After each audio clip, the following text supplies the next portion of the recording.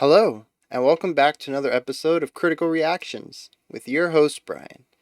Today we're going to keep moving on with shoegaze. Hopefully, I will have some inkling of an idea of what is going on this time. We're going to check out Have a Nice Life. The song is specifically called Mover, and it looks like it's off of their Death Consciousness album. And, yeah, let's get into this one.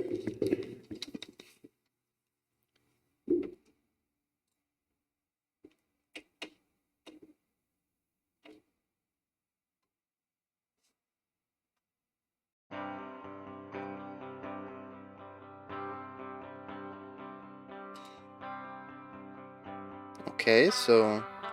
Oh, there's that dissonance again, though.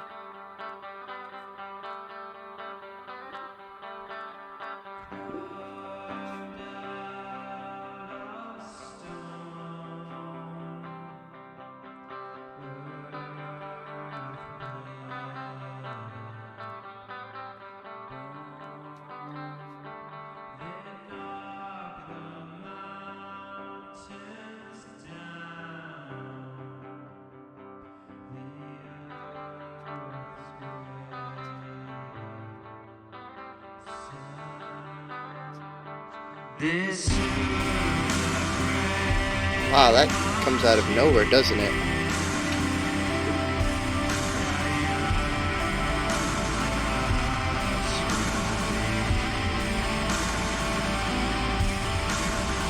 Yeah, just very overdriven, lots of clipping. Vocals are heavily muted.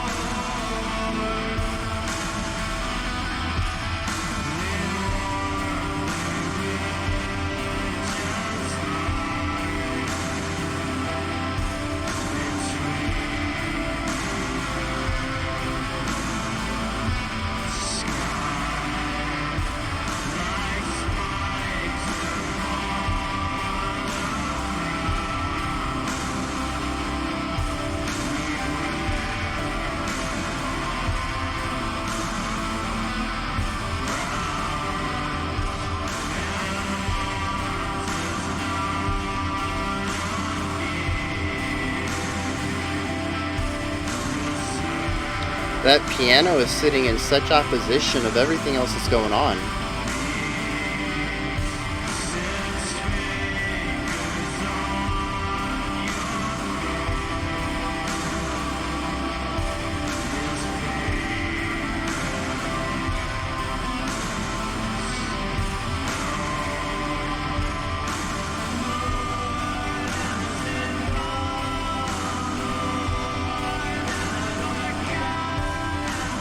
Really nice vocal harmonies there.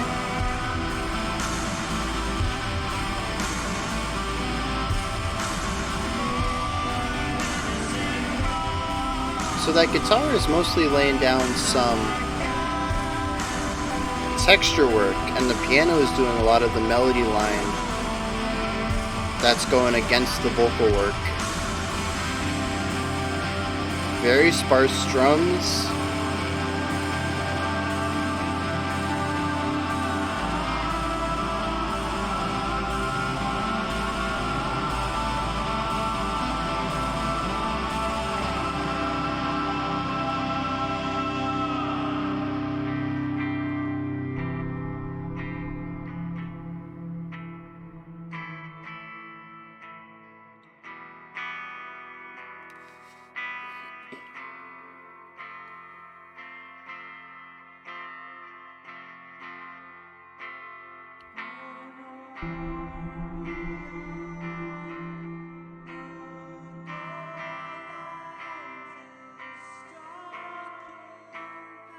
So now we're back into something reminiscent of the intro.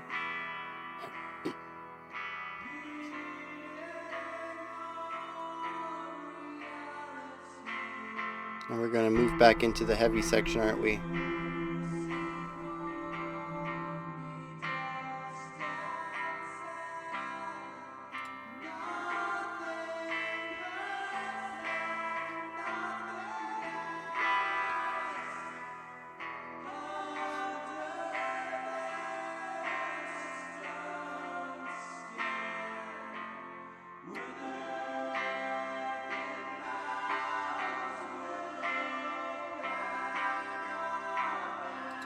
I really like how they're using like a choir effect on both vocal harmonies and making it just super wide, but then also removing a lot of that strength to keep it muted and down.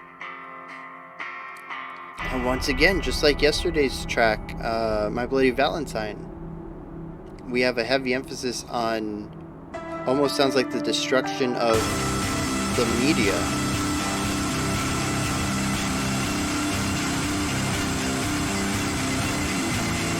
And that tremolo picking with the harsh overdrive distortion, it sounds like machinery.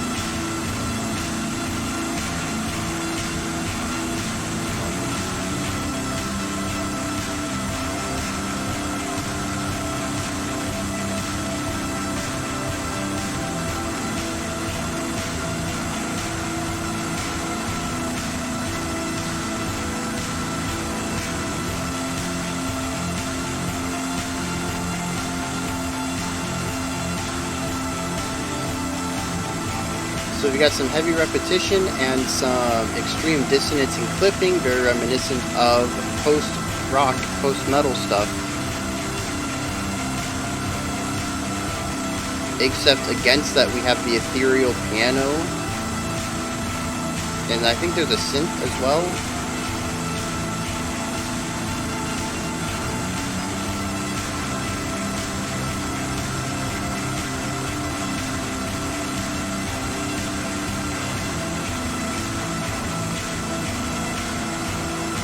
So there's this like ethereal dreamlike work going on with the post-rock style repetition and clipping. And it's quite the atmosphere, isn't it?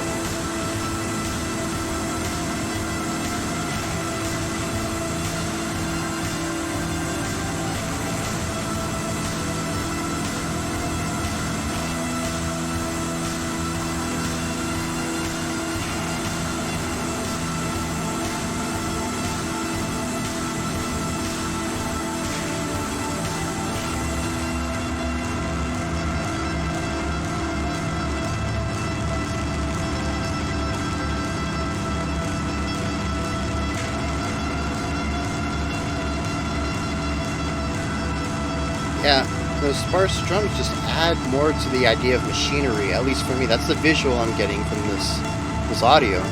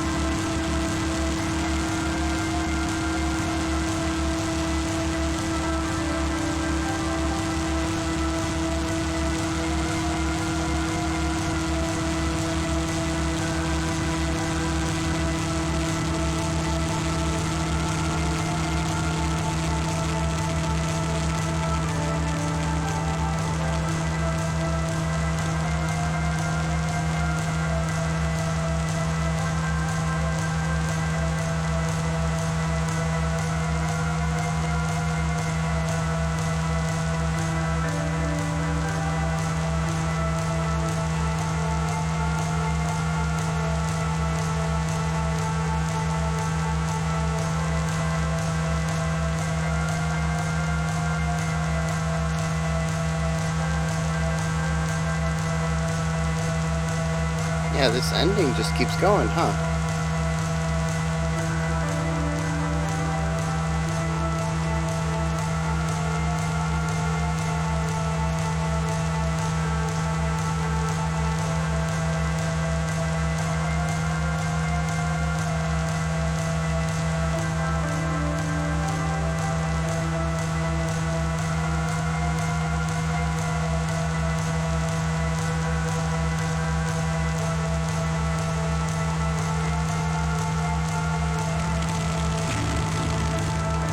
Oof.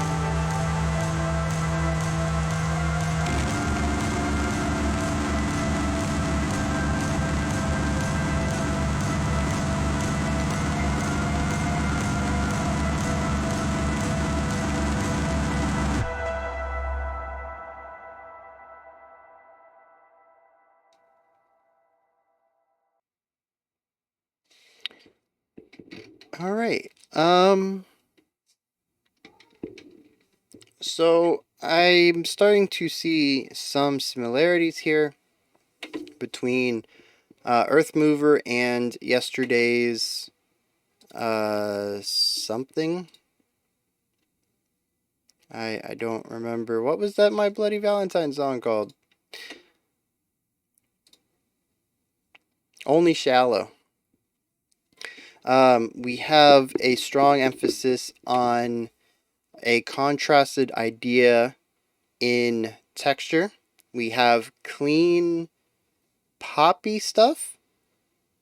With My Bloody Valentine, we had the pop rock guitars. Here we have like I said, I think a synth pad holding out some notes, and then a piano playing a melody line, and we contrast that with heavy distortion, high clipping, everything else.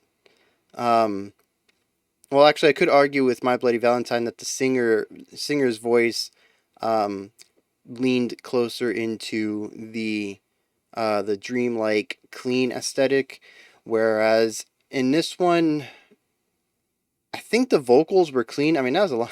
They stopped singing a long time ago. I just realized that. Um, I think the vocals were clean, but the way that they were mixed gave them a bit of muddiness. They were low. They were inside the instrumental mix, not really sitting above it. So they're kind of like a medium point, I guess, in this track. Um, this one I felt dove into post rock kind of territory a little bit more than My Bloody Valentine did, and I wonder how that's going to play out across the week. Are we going to see things closer to My Bloody Valentine, where we have short songs that are mostly pop rock with a little bit of interlude, or stuff that's like this, where we get something that's a lot heavier, and the bright, dreamlike aesthetic is the fringe element? So far, I'd say that maybe we've seen two of the opposite sides of the coin here with this. Basically, the two elements, the super fuzzy overdrive and the clean ethereal dream, and which one has the focus and which part's on the fringe. And yeah, I think this is definitely kind of two sides of the coin so far. Um, and like I said, these guys ventured a little bit into the post rock territory with the long, repeated sections that just sort of drone on with high distortion, and sort of you have to fall into that trance element, or I think you're going to be bored. I might be injecting a little bit too much of my bias into that. I I hit that trance level for a little bit, but it did not last the whole song. Um, and I will say by the end of it, I was getting a little wary. I was ready for it to be over. Um, Not that that's a bad thing. That is completely subjective. Those are my tastes in music and what I enjoy listening to. I've mentioned before, I don't mind when things stick around for a little bit. I think a build up is fantastic, especially if you're going somewhere. Um, but there's a time when a section has overstayed its welcome, as far as I'm concerned, and I think once you hit the 60th bar of doing the same thing, you crossed that line a bit ago. Um, but if you're new here, I do a mix of subjective and objective observations. I kind of move between the two ideas, so don't take anything that I say about them that I don't like as any jabs or attempts at bringing them down. It's just I mix in a little bit of my bias into some of the objective observations as well. Um, so yeah, this song is it's a beast when it comes to atmosphere, isn't it? It's it has a feeling well, yeah, let's just stick with it. It has a feeling. The song is palpable. You can feel its weight. At least I can feel its fuzziness. It is, I mean, that guitar tone alone, especially when they hit the tremolo picking part and it became to me it sounded like machinery, especially once we tossed in that snare on every other beat. The song feels metallic. It feels more industrial than any industrial music I've listened to. Um, if you had told me that the song was created inside of a factory and utilized, electric saws or something for atmospheric tone, I don't think I would disbelieve you.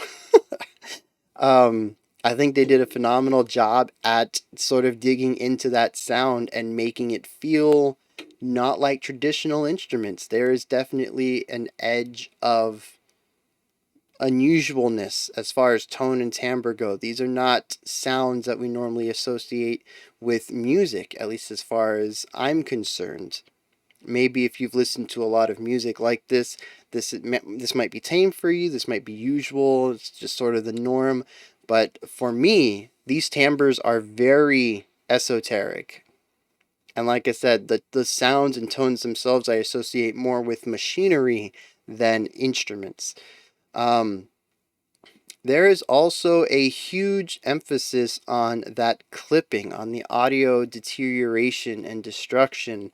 And the song feels like a tape that is on its last leg. Maybe you've had the tape for years, maybe decades even, and the tape is definitely a bit frail now. Some of the parts of the songs don't quite feel in tune. It feels like they're dipping down, close to a half step or something, and you're getting these. It's not exactly the way that it sounds that you remember. It's not as bright as you remember hearing it. Um, and this, I think I mentioned this yesterday with My Bloody Valentine as well, that there is sort of a thread of audio destruction, that it sounds like they're trying to break the song. There is so much sound, so much width to the sound, so much going on in the sound sphere that it's going to break. There's too much stuff. There's too much sonic uh, particles, whatever you want to call it. Um, and the song just cannot take it anymore, and it is on the verge of destruction. And here we can hear it again, especially at the end. I don't know what they did to do it. It sounded like the guitar amp blew out. I don't know. It is a destructive sound, and uh, I've I don't enjoy it. I'm sure there are people who do. It does create a certain aesthetic, atmosphere, tone that you can't really replicate as well if you are working within more traditional confines of audio production. It definitely pushes things to an extremes, and you're going to get an extreme atmosphere. You can come close to it without really getting into this territory. You might be able to replicate a bit of that emotion that they're going for, but there is just something destructive. That's the only word I can think of. I just keep coming back to it. That this audio production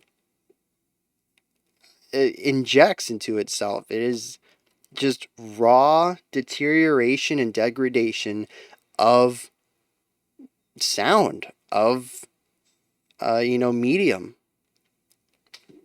And it's kind of wild to think about that. We have had some bands on here that have certainly pushed sound width. We have had some bands, especially in the post era area, where I've said, they're really clipping here. They're really pushing the audio to its limits. But I don't think we've had anything on this level where it's not just them. Because that stuff sounds like they're trying to break the audio. This sounds like they've broken it. They've pushed it further. It is done.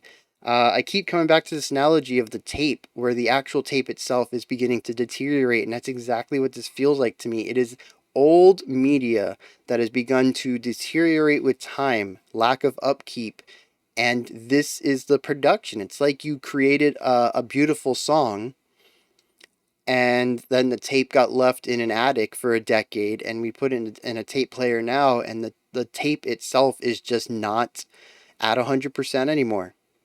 And the tape player is playing what it's reading, but it's just that the tape has deteriorated so far, it's creating this heavily distorted, blown out sound. And I mean, as an aesthetic, that is wow. To think that they can create that image in my mind with their tone alone is phenomenal. Um, just like yesterday, as far as my bread and butter commentary and analysis, it doesn't really have much weight here. For those who are new, I tend to talk about harmony and melody, occasionally rhythmic patterns, um, and sort of note relationships and atmosphere. Well, the atmosphere work we actually got to talk about a little bit. Um, but not a lot of that is present here.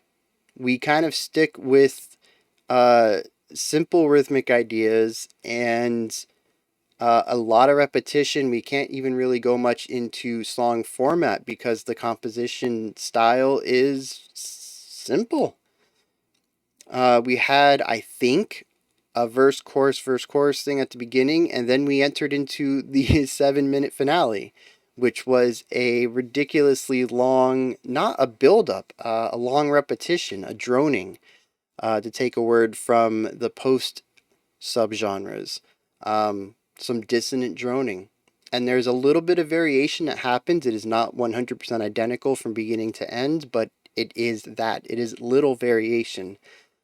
It is mostly a lot of the same thing. And yeah, this is a bit much. It is draining for me to listen to. It's I don't know. Haunting also. I don't know if other people get that. This is not scary, but unsettling. Like I said, I think it's that whole thing about finding an old tape and it just not playing 100% anymore. And it would be like if you found an old VHS tape, and yeah, you can see the image that's on the screen, but the audio might be slightly distorted. You might have a lot of like grain on the screen from where the tape is just not 100%, and the video replication is just it's grainy, it's muddy, it's distorted in sorts there, and that's kind of what I get here is like finding an old tape, popping it in a tape player, putting it in your Walkman, putting on those Sony headphones with the wireframe around, and then the nice big uh speaker drivers. I guess they were tiny. They were tiny speaker drivers. They just like sat on like right on that side of your. Anybody remember those? But yeah, popping all that together, like you're back in the '90s, and then just listening to this thing you discovered that's decades old and sounds modern, right? But also it sounds old, and there's some sort of anachronism going on because the audio quality does not match the composition quality. Uh, I don't know. This shoegaze week is off to an odd start. That's for sure. Um, and like I said, I think we've seen two sides of the coin here. and I'm interested to see what else we get this week. I would like to see more of the Poppy Dream stuff taking center stage and having the post and distorted elements as the fringe. Kind of see where we can take that other than where My Bloody Valentine did, because I still don't really have any thoughts about that song. It's this weird enigma to me where it exists, but I don't really have much to say about it. And anyone who knows me, anyone who's been around the channel a while, knows that I have things to say, and I say them a lot. I've made hour-long videos out of 15-minute songs before. So for a song to shut me up and give me nothing to really talk about is quite the anomaly.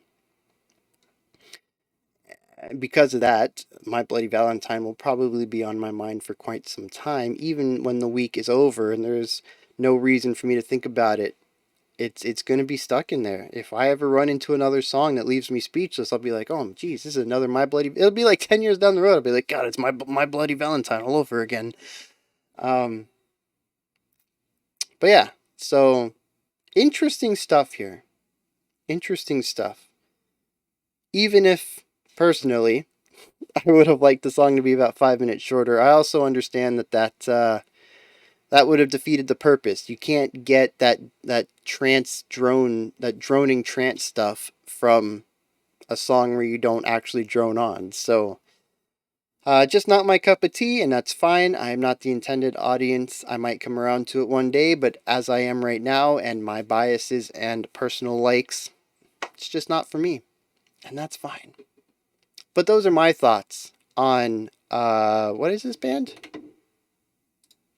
Those are my thoughts on Have a Nice Life, their song Earthmover. This is where you guys come in, though. Hit me up in the comments. Let me know if you enjoyed it or didn't. If you have anything to add to the conversation, maybe there are some things that you noticed that I didn't, or you have some context to the song that would aid in my appreciation of it, hit me up. Let me know that kind of stuff. Above that's the comment. Nope. Above that's the description box. And there's some links adjacent to the channel, like the Patreon, Discord, Twitter, yada, yada, yada. There's also like a like and a subscribe and bell button. They help out the channel immensely. And if you want notifications, that is the best way to go about doing that. I have one more video coming out today. And then tomorrow we will be doing videos 3 and 4 for... No. Yeah, videos 3 and 4 for this shoegaze week, and we will be caught up. Phenomenal. Oh wait, no. I don't think I can add. This is 2. Next is 3. Tomorrow will be 4 and 5. So we'll be caught up tomorrow. So that's good. That's good. And then I guess... Yeah, I think that leaves Friday empty. We'll do a bonus video on Friday. I have something in mind anyways. I have a bunch of stuff on the back burner as far as bonus videos go. I've been kind of pumping them out lately, but it's a bit exhausting to do 8 videos a week.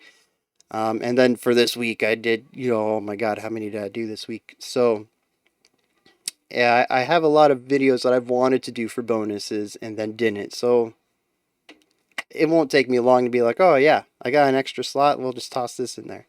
And then we'll have special selection on Saturday, and I think we're moving into, I don't know what we're moving into after that. So we've got shoegaze now. Oh, then it's instrumental week. Okie dokie. So yeah, shoegaze now, and then special selection over the weekend, and then instrumental week for week 3 of March. Alright, that wraps this one up. Until next time, remember to be critical and not cynical of the music you listen to, and have a fantastic morning, afternoon, or evening whenever you choose to watch my videos.